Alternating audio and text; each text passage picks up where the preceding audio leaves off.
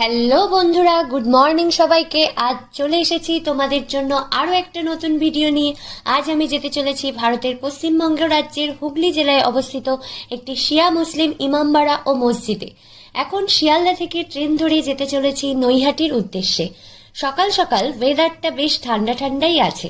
সত্যি কথা বলতে ট্রেন জার্নিটা আমার কাছে ভীষণ প্রিয় ও মজাদারও।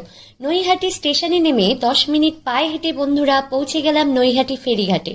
বর্তমানে এই ফেরিঘাটের খেয়ার মূল্য মাত্র 8 টাকা। তাই দেরি না করে 8 টাকা দিয়ে টিকিট কেটে রওনা দিলাম খেয়ার উদ্দেশ্যে। এখন আমরা যে নদীটা পার হব সেই নদীর নাম হুগলি নদী। আর এই নদীর ওপারে মানে যেখানে আমরা যাব সেই জায়গার নাম হলো চুঁচুড়া ফেরিঘাট। বন্ধুরা, কিছু সময় প্রাকৃতিক দৃশ্য মনকে খুশিতে ভরিয়ে দেয়, যা সব সময় মনের মধ্যে দৃশ্যমান হয়ে থেকে যায়। অবশেষে 20 টাকা দিয়ে টিকিট কেটে পৌঁছে গেলাম ইমামবাড়ায়। বন্ধুরা, মোহাম্মদ মহসিন এই ভবনটির নির্মাণ কাজ শুরু করেছিলেন 1841 সালে এবং শেষ করেছিলেন 1861 সালে।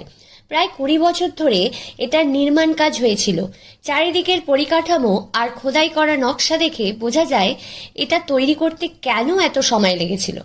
অন্দরমহলের চারিদিকটা ঘুরে দেখার পর আমরা চলে গেলাম হুগলি নদীর দিকে।